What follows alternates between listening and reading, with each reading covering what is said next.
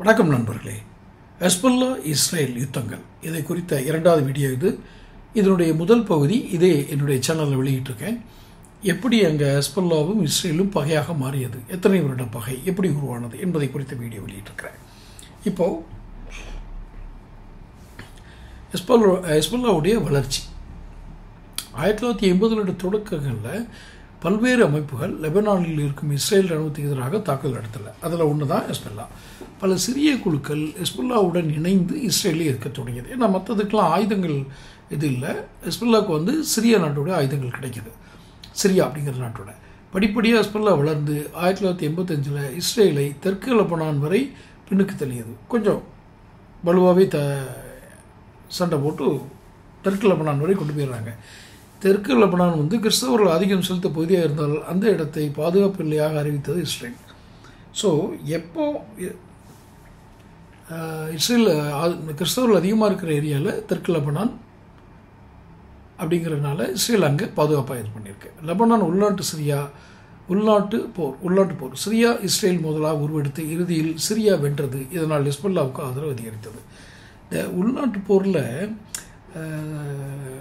Syria Israel போராக மாறி அதில் சிரியா வெற்றி பெற்ற உடனே அது ஹெஸ்புல்லாவுக்கு ஆதரவு கொஞ்சம் கூடியிருக்கு. உள்நாட்டு போருக்கு பிறகு 1992 அரசியலில் ஈடுபட தொடங்கியது ஹெஸ்புல்லா. முதல் தேர்தலில் 128 தொகுதிகளில் 8 தொகுதிகள் மட்டுமே வென்றிருக்கிறாங்க. இன்று கூட்டணியுடன் 62 தொகுதிகளை வென்றுள்ளது.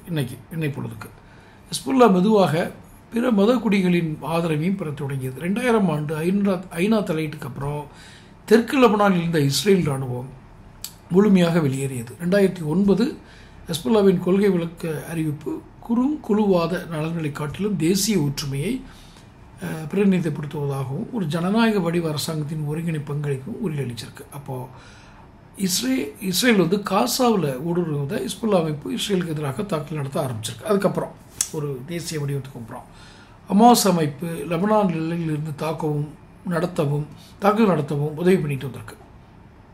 இது ஹெஸ்புல்லா. இப்போ இந்த போரினுடைய விளைவாக தான் லெபனான் நிலையில் 133 பொதுமக்கள் உட்பட 566 பேர் கொல்லப்பட்டிருக்காங்க. 9000 பேர் இடம்பெயர்ந்திருக்கிறாங்க. வடக்கு இஸ்ரேல் பகுதிகளில் 60000 குடிமக்கள் இடம்பெயர்ந்துள்ளது குறிப்பிட்டிருக்கிறது காசா போரில். இப்போ 11 மாதங்களில் சில ஹெஸ்புல்லா தலைவர்களை கொலை செய்திருக்கிறது இஸ்ரேல். தெற்கு லெபனானில் தாக்குதல் நடைவதற்கான பதட்டம் தொடர்ந்து நீடித்து வருது. அப்போ ஹமாஸ் மற்றும் ஹெஸ்புல்லா அமைப்புகள் இஸ்ரேலை எதிர்ப்பதில் ஒருவருக்கொருவர் உதவினாலும் ஹமாஸ் சன்னி முஸ்லீம் அமைப்பாகும். இதில் ஷியா முஸ்லீம் அமைப்பு ஹெஸ்புல்லா, ஹமாஸ் சன்னி மணி.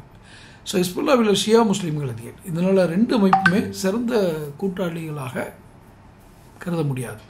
2 நாட்கள் நடந்த பேஜர் வெடிப்பு சம்பவத்தை கூட இப்போது வரை இஸ்ரேல் பொறுப்பேற்கவில்லை. ஆனால் போரின் திட்டத்தில் போர் புதிய கட்டத்தில் இருப்பதாக சொல்கிறாங்க. பேஜர் வெடிப்புக்கு சம்பவத்துக்கு அப்புறம் பழிவாங்கும் நடவடிக்கையாக போர் நடைபெறும் என எச்சரித்திருக்கிறது ஹெஸ்புல்லா. இப்போ கடந்த 11 மாதங்கள் இல்லாத தீவிர ஏவுகணை தாக்குதலை லெபனான் எல்லையில் நடத்தியிருக்கிறது இஸ்ரேல். இப்படி இஸ்ரேலும் ஹெஸ்புல்லாவும் மாற்றி சிரியா நாட்டுடைய ஆதரவை கொண்டிருக்கும் ஹெஸ்புல்லாவுடனான இஸ்ரேலின் பகை மத்திய கிழக்கு அமைதியிலிருந்து வெகு தூரத்துக்கு கொண்டு செல்லுது அப்படின்னு அபாயத்து உச்சத்தில் இருக்குது.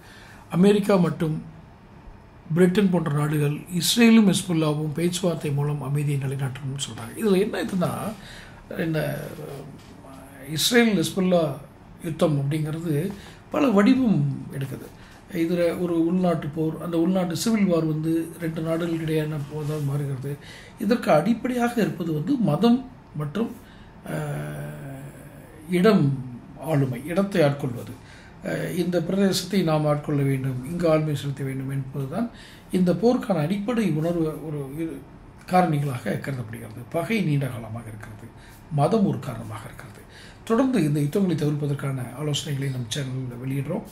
சேனல் பாருங்கள், சப்ஸ்கிரைப் பண்ணுங்கள், நோட்டிஃபிகேஷன் பெல் பதிவு பண்ணுங்கள், வீடியோ ஷேர் பண்ணுங்கள். நன்றி, வணக்கம்.